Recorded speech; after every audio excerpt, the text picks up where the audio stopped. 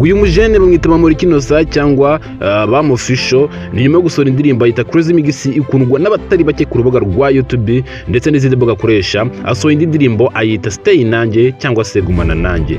Ni indirimbo iri ku bice bigacika, gusa ndagira ngo nawe ugende uyirebe, nimba utarayireba ndagira ngo ngikumvishe nanga ujudginge. Iyi ndirimbo direct audio producer bamwita Kabatsanga, naho direct video producer ni Afroka Boss kuva muri DS Kids, niwe wafashe amashusho ndetse akora na edit y'iyi video.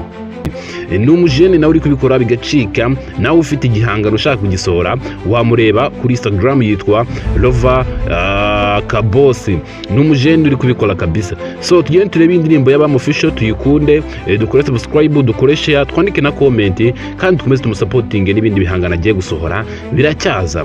Gusa ku batarayireba ariko mbaza imbakire agace gatangaha ubanze uyumve, ujye no kureba ibyuzi, udagenda ugahubuka kugasagana ibi filime by'urukozasoni. Gusa nakarimbo keza karimo ubutumwa. Ego official innocent kugisi kugisozi ni iwacu. Buri joro ndakwibuka, ijwi ryawe niryo nzira, uri igisubizo cy'ibyifuzo byanjye, nta wundi ni wowe gusa.